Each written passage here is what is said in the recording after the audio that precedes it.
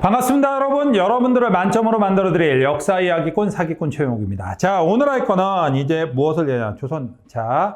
조선 전개 대외 관계부터 여러분들 얘기를 할 거예요. 이 조선 전개 대외 관계라는 것은 다른 게 아니라 임진왜란 일어나기 전 명과는 어떤 관계, 명나라, 중국의 명나라랑 어떤 관계가 있었는지, 그 다음에 또 다른 나라, 두 나라가 더 있습니다. 여진하고 일본과는 어떤 관계가 있었는지 여러분들 간단하게 설명을 드릴 겁니다.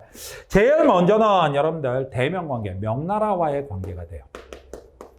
명나라와의 관계는 여러분들이 모두 다 이렇게 4대 우리가 형님하고 머리를 숙이는 거 아니냐? 아니, 꼭 그렇지가 않다라는 거예요. 꼭 그렇지가 않다라니 무슨 얘기가 되느냐? 여러분들 다른 게 아닙니다. 조선 초기, 그러니까 어느 왕 때라면 우리나라 태조 때 정도전. 여러분들 정도전 알고 있죠? 자, 정도전은 어마어마한 대립을 합니다. 오죽하면 명나라에서 이런 얘기를 해요. 자, 정도전이 어떤 외교 문서를 부르는데 이걸 표전 문제라고 좀 전문적인 용어까지 쓰기도 하는데 이런 얘기를 합니다. 싸가지가 없다. 너희 나라 조선은 아무런 문제가 없는데 딱 하나, 바로 누가 문제다? 저 정도전이란 저 자식이 문제야. 정도전 빨리 보내. 우리가 죽여버릴 테니까. 이렇게 보냅니다. 정도전이 거기를 갈 리가 있습니까? 없습니까? 없죠. 그래갖고 정도전은 오히려 요동정벌을 추진합니다. 자, 요동정벌을, 요동을 다시 되찾겠다. 오히려 우리가 명나라를 공격하겠다고 이런 걸 추진했던 사람이에요. 그래갖고 정말로 명나라는 정쟁 직전까지 상황도 있었습니다. 하지만 어떻게 됐냐? 결과적으로 이 정도전을 누가 제거했을까? 자, 태종이 제거를 했죠. 태종이 제거를 했어요. 자, 태종이 1차 왕자의 난으로 제거를 하면서 태종 이후부터는 이제 4대 관계로 가요. 우리가 형님하고 머리를 숙이는 관계. 그래갖고 여러분들 4대라고 부르는 거예요. 그래갖고 명나라하고는 초창기에는 이렇게 대립이었지만 결과적으로 4대 관계로 가게 된다. 그런데 여러분들이 이 4대 관계를 무조건 나쁘게만 생각하지 마십시오. 이거 실리적 사대입니다. 실리적 사대라니 도대체 이게 무슨 얘기야? 우리가 이익을 보는 게 많아요. 아니, 우리가 조공도 갖다 바쳐야 되고 여러 가지가 손해인데 그렇게 보이죠. 하지만 그럴 만한 이유가 몇 가지가 있었습니다. 첫 번째, 무엇이 있냐면은, 자, 조선은 건국된 지 얼마 안 된 나라. 그래서 아직 왕실이라든가 왕권이 안정되지 않았어요. 근데 조선이라는 나라 뒤에 바로 명이라는 거대한 나라가 있다라는 게 알려지면 왕권이 안정될 수가 있어요.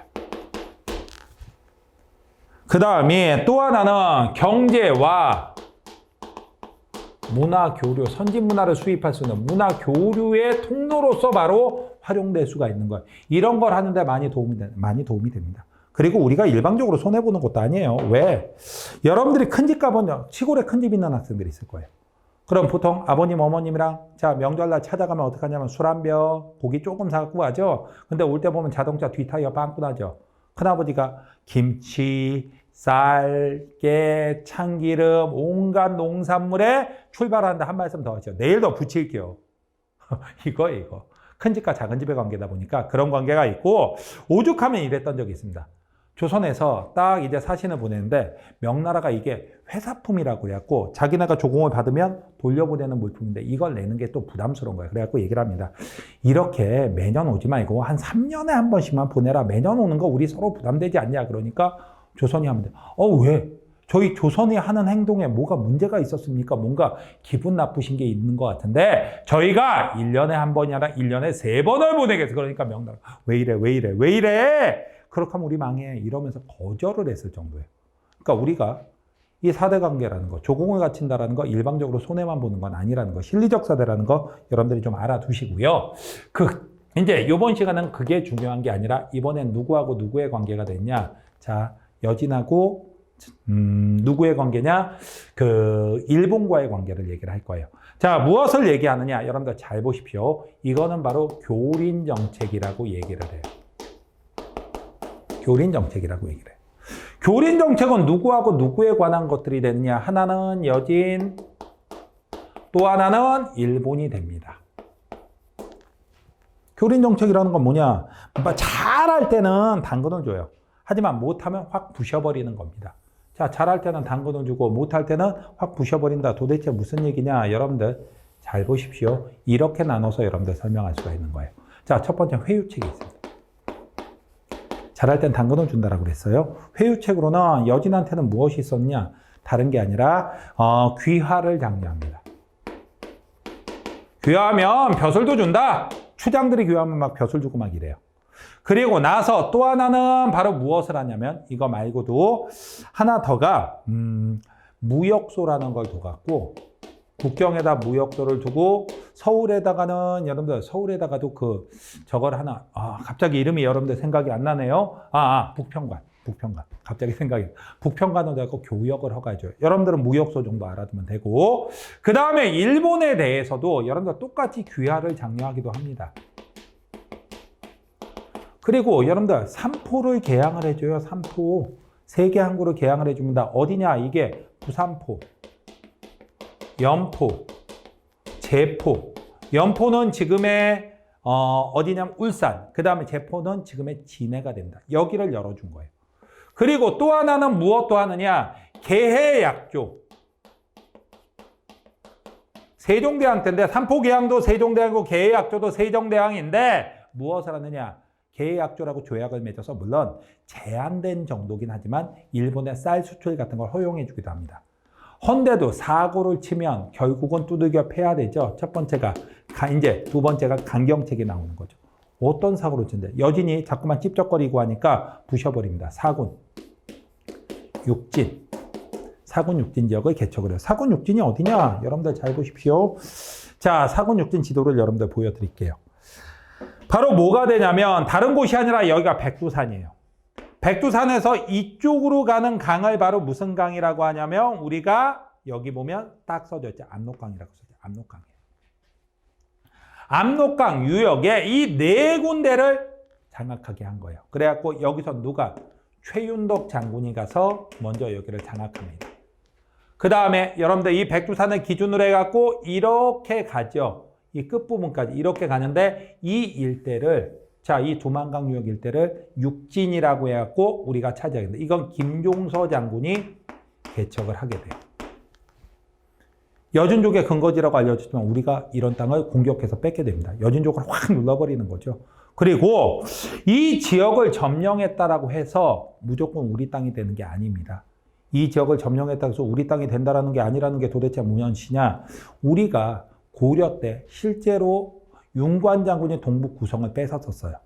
우리가 수복을 했었지만 결과적으로 그 지역에 대한 관리가 안 돼 있기 때문에 1년여 만에 돌려줄 수밖에 없었죠. 그래서 어떻게 하느냐? 3인 정책이라는 걸 이 두 지역에 돼요.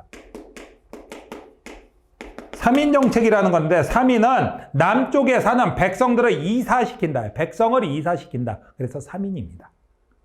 왜? 우리나라 사람이 많이 가서 살아야지만이 우리 땅이 되는 거죠. 그리고 이 지역은 잘 아는 사람이 아니면 다스릴 수가 없어요. 워낙 여진족이랑 이런 게 왕래가 많으니까. 그래갖고 토관 정책. 토관이라는 건 바로 뭐냐? 이 지역 주민 중에 관리를 뽑는 제도예요. 그래갖고 이 토관으로 하여금 이 지역을 잘 알아야지만 통제가 가능한 거.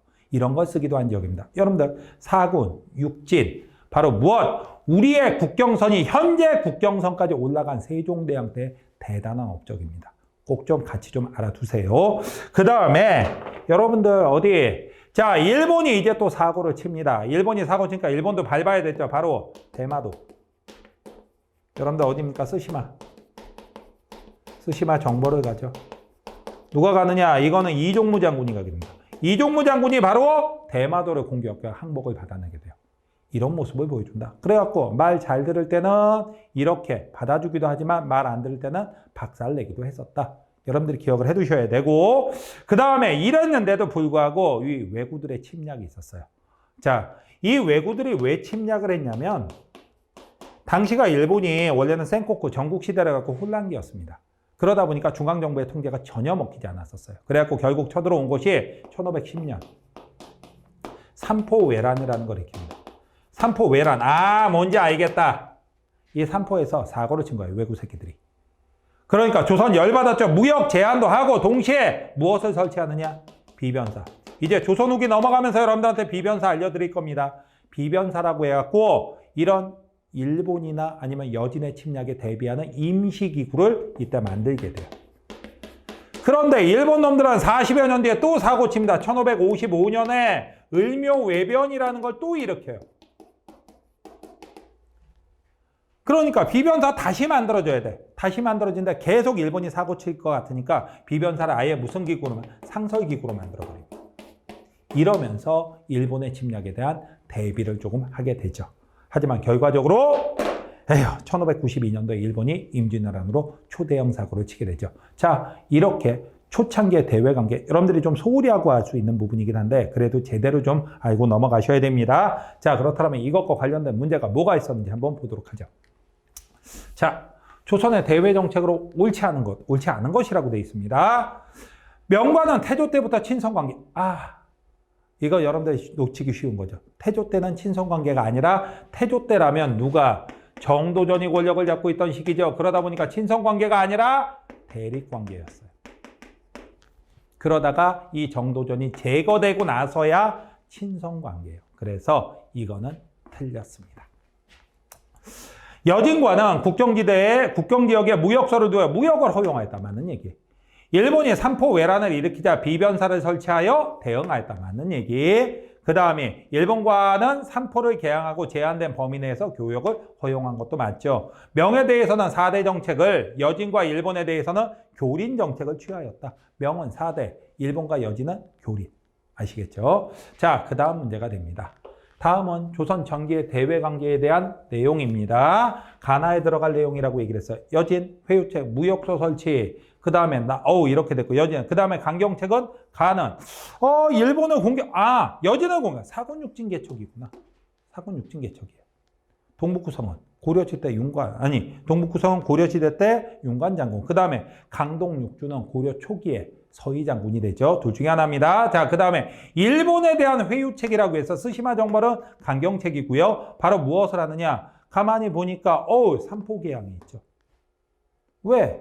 여러분들 삼포개항이 일본에 대한 온건책이 되죠. 부산포, 연포, 제포. 그 다음에 삼인정책, 토관제도. 이거는 다 어디? 여진하고 관련된.